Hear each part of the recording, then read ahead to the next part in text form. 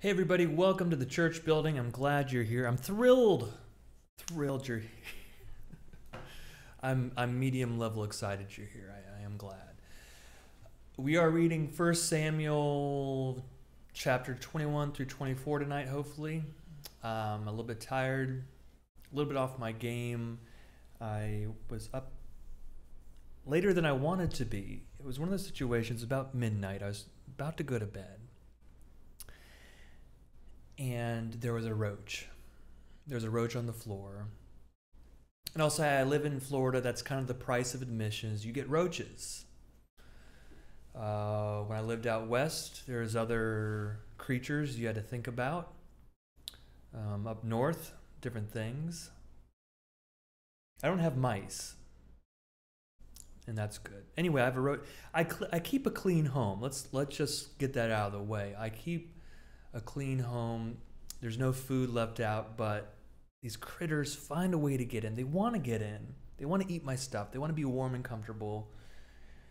They want water. I don't know. And I was about to go to bed, and I can't just let this critter go because it's going to crawl on you in the night. That's just what's going to happen, right? So I got out of bed and I basically chased down this thing and had to take care of it, but man, it kept me up about 30 minutes. It was about 30 minutes of work to finally get this critter to take care of this critter, this roach. So that's that. I stayed up later than I wanted to. That's the whole story. I have some roach traps, some baits set out. So hopefully they'll nibble on it and then take it back to their homeland and say, hey guys, check out what I found. Eat up. Oh man, we're all dead. Let's get into the reason we're here tonight, which is reading chapter 21 through 24. Man, Chapter 21. David came to Nob, to the priest Ahimelech. Ahimelech came trembling to meet David and said to him, why are you alone and no one with you? David said to the priest Ahimelech, the king has charged me with a matter and said to me, no one must know anything of the matter about which I send you, and with which I have charged you. I have made an appointment with the young men for such and such a place. Now then, what have you at hand? Give me 5 loaves of bread, or whatever is here. The priest answered David, I have no ordinary bread at hand, only holy bread, provided that the young men have kept themselves from women. I'm not sure what that means. Verse 5, David answered the priest, indeed, women have been kept from us always when I go on an expedition. The vessels of the young men are holy, even when it is a common journey. How much more today will their vessels be holy? So the priest gave him the holy bread, for there was no bread there except the bread of the presence, which is removed from before the Lord, to be replaced by hot bread on the day it is taken away. Now a certain man of the servants of Saul was there that day, detained before the Lord. His name was Doeg the Edomite, the chief of Saul's shepherds. David said to Ahimelech, is there no spear or sword here with you? I did not bring my sword or my weapons with me, because the king's business required haste. Is David making up a story here? Verse 9, the priest said, the sword of Goliath, the Philistine, whom you killed in the valley of Elah, is here wrapped in a cloth behind the ephod. Oh, that's cool. If you will take that, take it, for there is none here except that one. David said, there is none like it. Give it to me. No kidding. My goodness. That is the sword of Goliath. Yeah, you might want to hang on to that. Verse 10, David rose and fled that day from Saul. He went to King Achish of Gath. The servants of Achish said to him, is this not David, the king of the land? Did they not sing to one another of him in dances? Saul has killed his thousands and David his 10,000s. Verse 12, David took these words to heart, and was very much afraid of King Achish of Gath, so he changed his behavior before them. He pretended to be mad when in their presence. He scratched marks on the doors of the gate and let his spittle run down his beard. Achish said to his servants, "Look, you see, the man is mad. Why then have you brought him to me? Do I lack madmen, that you have brought this fellow to play the madman in my presence? Shall this fellow come into my house?" Chapter 22. David left there and escaped to the cave of Adullam. When his brothers and all his father's house heard of it, they went down there to him. Everyone who was in distress, and everyone who was in debt, and everyone who was discontented gathered to him, and he became captain over them. Those who were with him numbered about 400.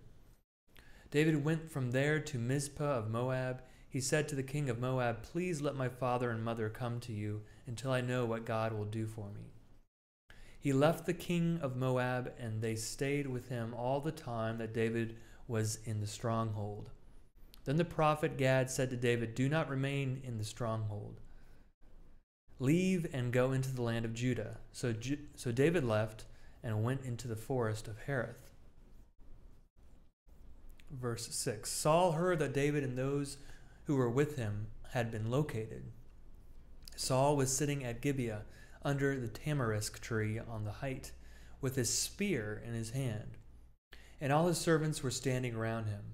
Saul said to his servants who stood around him, "Hear now, you Benjaminites. Will the son of Jesse give every one of you fields and vineyards? Will he make you all commanders of thousands and commanders of hundreds? Is that why all of you have conspired against me? No one discloses to me when my son makes a league with the son of Jesse. None of you is sorry for me or discloses to me that my son has stirred up my servant against me, to lie in wait as he is doing today." Doeg the Edomite, who was in charge of Saul's servants, answered, "I saw the son of Jesse coming to Nob, to Ahimelech, son of Ahitub.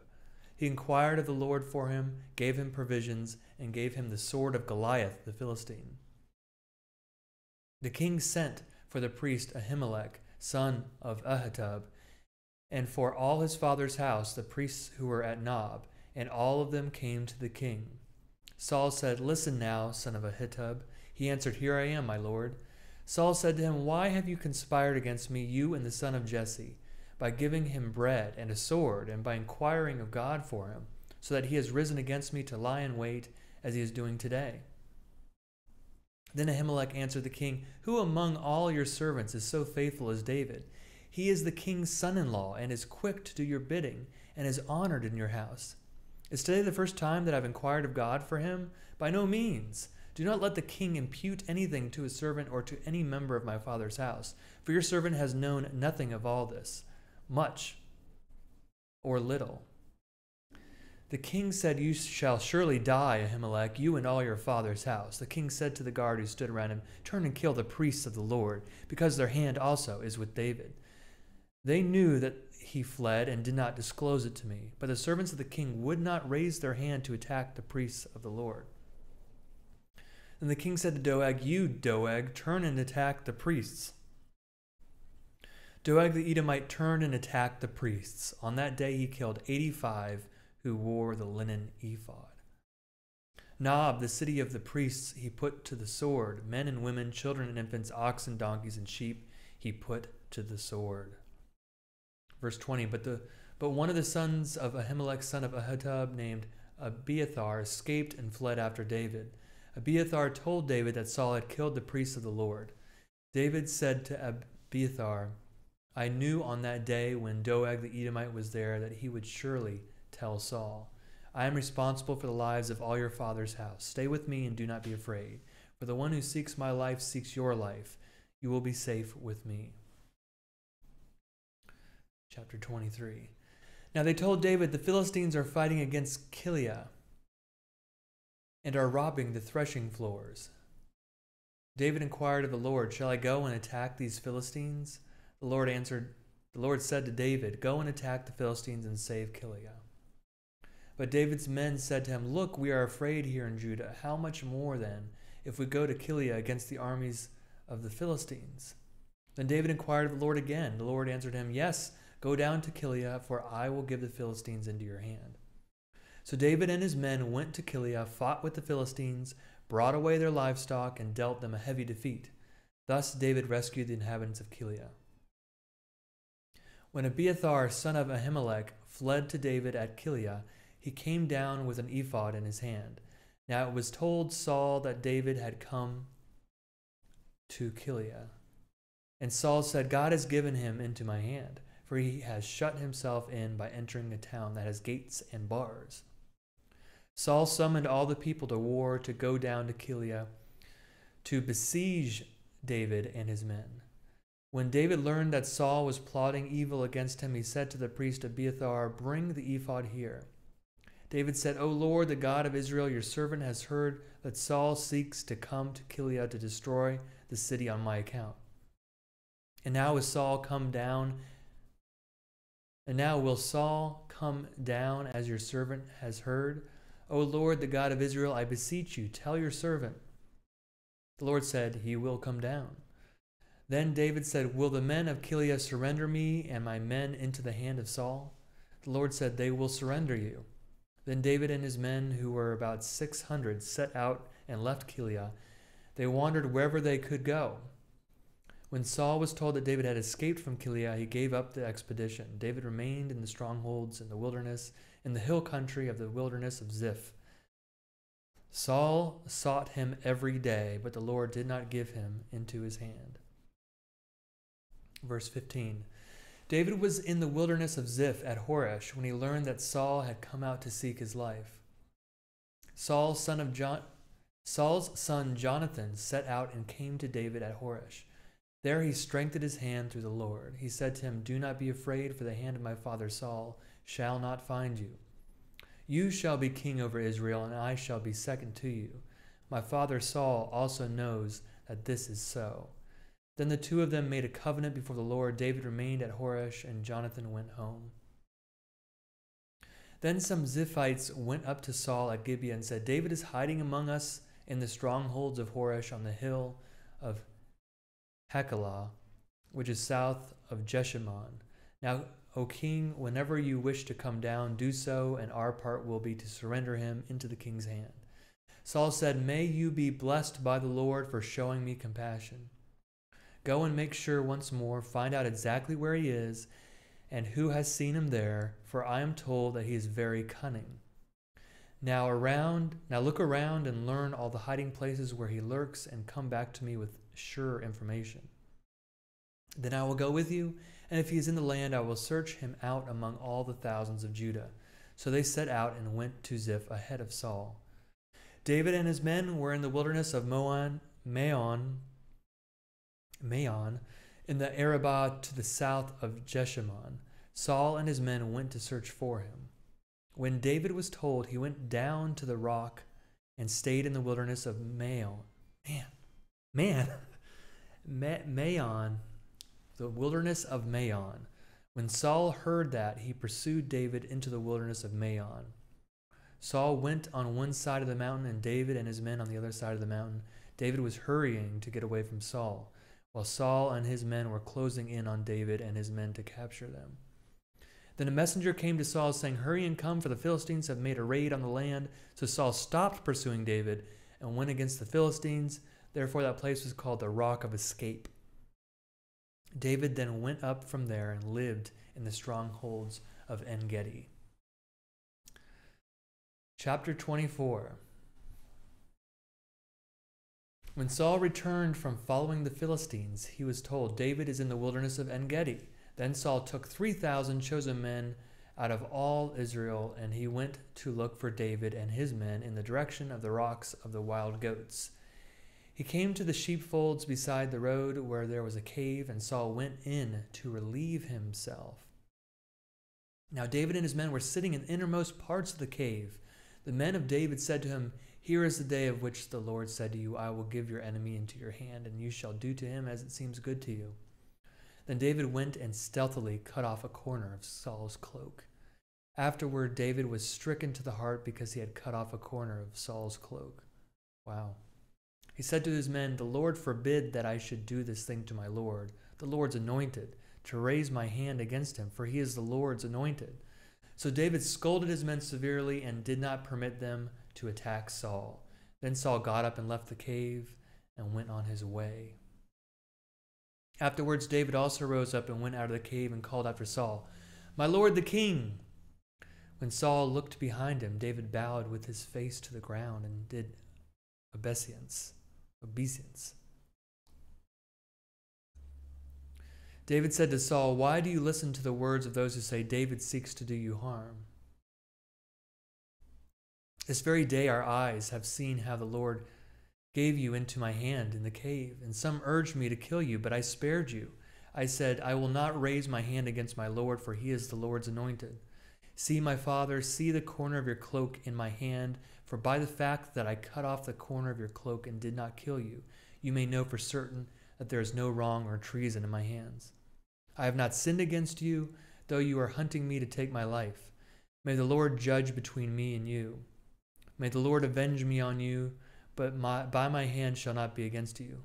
But my hand shall not be against you. As the ancient proverb says, out of the wicked comes forth wickedness, but my hand shall not be against you. Against whom has the king of Israel come out? Whom do you pursue? A dead dog? A single flea? May the Lord therefore be judge and give sentence between me and you. May he see to it and plead my cause and vindicate me against you. Verse 16. When David had finished speaking these words to Saul, Saul said, "Is this your voice, my son David?" Saul lifted up his voice and wept. He said to David, "You are more righteous than I, for you have repaid me good, whereas I have repaid you evil. Today you have explained how you have dealt well with me, in that you did not kill me when the Lord put me into your hands. For who has ever found an enemy and sent the enemy safely away? So may the Lord reward you with good for what you have done to me this day.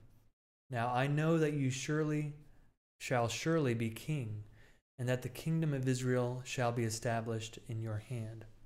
Swear to me therefore by the Lord that you will not cut off my descendants after me, and that you will not wipe out my name from my father's house." So David swore this to Saul. Then Saul went home, but David and his men went up to the stronghold. I kind of want to know what happens next, you know?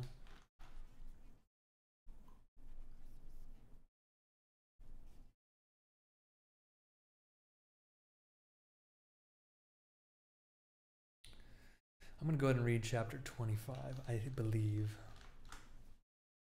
Chapter 25. Now Samuel died, and all Israel assembled and mourned for him.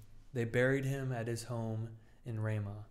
Then David got up and went down to the wilderness of Paran. There was a man in Maon whose property was in Carmel. The man was very rich. He had 3,000 sheep and 1,000 goats. He was shearing his sheep in Carmel. Now the name of the man was Nabal, and the name of his wife Abigail. The woman was clever and beautiful, but the man was surly and mean. He was a Calebite. David heard in the wilderness that Nabal was shearing his sheep. So David sent 10 young men, and David said to the young men, "Go up to Carmel, go to Nabal, and greet him in my name. Thus you shall salute him. Peace be to you, and peace be to your house, and peace be to all that you have. I hear that you have shearers. Now your shepherds have been with us, and we did them no harm, and they missed nothing, all the time they were in Carmel. Ask your young men, and they will tell you. Therefore let my young men find favor in your sight, for we have come on a feast day. Please give whatever you have at hand to your servants and to your son David." When David's young men came, they said all this to Nabal in the name of David, and then they waited. But Nabal answered David's servants, "Who is David, and who is the son of Jesse? There are many servants today who are breaking away from their masters. Shall I take my bread and my water and the meat that I have butchered for my shearers and give it to men who come from I do not know where?" So David's young men turned away and came back and told him all this. David said to his men, "Every man strap on his sword." And every one of them strapped on his sword. David also strapped on his sword, and about 400 men went up after David, while 200 remained with the baggage. Verse 14. But one of the young men told Abigail, Nabal's wife, David sent messengers out of the wilderness to salute our master, and he shouted insults at them. Yet the men were very good to us, and we suffered no harm, and we never missed anything when we were in the fields as long as we were with them. They were a wall to us by night and day, all the while we were with them, keeping the sheep. Now therefore know this and consider what you should do, for evil has been decided against our master and against all his house. He is so ill-natured that no one can speak to him. Then Abigail hurried and took 200 loaves. 200 loaves, wow. 2 skins of wine, 5 sheep ready dressed, 5 measures of parched grain, 100 clusters of raisins, and 200 cakes of figs. She loaded them on donkeys and said to her young men, Go on ahead of me, I am coming after you. But she did not tell her husband Nabal. As she rode on the donkey and came down under cover of the mountain, David and his men came down toward her, and she met them. Now David had said, Surely it was in vain that I protected all that this fellow has in the wilderness, so that nothing was missed of all that belonged to him. But he has returned me evil for good. God do so to David, and more also, if by morning I leave so much as one male of all who belong to him. When Abigail saw David, she hurried and alighted from the donkey and fell before David on her face, bowing to the ground. She fell at his feet and said, Upon me alone, my Lord, be the guilt. Please let your servant speak in your ears and hear the words of your servant. My Lord, do not take seriously this ill-natured fellow, Nabal, for his name is, so is he. Nabal is his name, and folly is with him, but I, your servant, did not see the young men of my Lord whom you sent. Verse 26, Now then, my Lord, as the Lord lives and as you yourself live, since the Lord has restrained you from blood guilt and from taking vengeance with your own hand, now let your enemies and those who seek to do evil to my Lord be like Nabal. And now let this present that your servant has brought to my Lord be given to the young men who follow my Lord. Please forgive the trespass of your servant, for the Lord will certainly make my Lord a sure house, because my Lord is fighting the battles of the Lord, and evil shall not be found in you so long as you live. If anyone should rise up to pursue you and to seek your life, the life of my Lord shall be bound in the bundle of the living under the care of the Lord your God, but the lives of your enemies he shall sling out as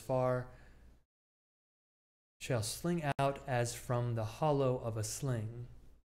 When the Lord has done to my Lord according to all the good that he has spoken concerning you, and has appointed you prince over Israel, my Lord shall have no cause of grief or pangs of conscience for having shed blood without cause, or for having saved himself. And when the Lord has dealt well with my Lord, then remember your servant.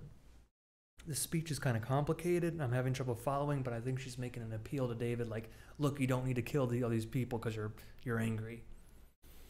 And you'll be glad you didn't kill the people. That's how I'm understanding this. Verse 32, David said to Abigail, Blessed be the Lord, the God of Israel, who sent you to meet me today. Blessed be your good sense, and blessed be you, who have kept me today from blood guilt and from avenging myself by my own hand. For as surely as the Lord, the God of Israel, lives, who has restrained me from hurting you, unless you had hurried and come to meet me, truly by morning there would have not been left to Nabal so much as one male. Then David received from her hand what she had brought him. He said to her, Go up to your house in peace. See, I have heeded your voice, and I have granted your petition. Abigail came to Nabal. He was holding a feast in his house, like the feast of a king. Nabal's heart was merry within him, for he was very drunk. So she told him nothing at all until the morning light. In the morning, when the wine had gone out of Nabal, his wife told him these things, and his heart died within him. He became like a stone. About 10 days later, the Lord struck Nabal, and he died. When David heard that Nabal was dead, he said, Blessed be the Lord, who has judged the case of Nabal's insult to me, and has kept back his servant from evil. The Lord has returned the evil doing of Nabal upon his own head. Then David sent and wooed Abigail to make her his wife. David, wow. Huh. When David's servants came to Abigail at Carmel, they said to her, David has sent us to you to take you to him as his wife. She rose and bowed down with her face to the ground and said, Your servant is a slave to wash the feet of the servants of my Lord. Abigail got up hurriedly and rode away on a donkey. Her 5 maids attended her. She went after the messengers of David and became his wife. David also married Ahinoam of Jezreel. Both of them became his wives. Saul had given his daughter Michal, David's wife, to Palti, son of Laish, who was from Gath. So David was married to Michal, and then Saul gave Michal to somebody else. And now David's married to 2 new people, Ahinoam and Abigail. Am I following this right? This is getting complicated.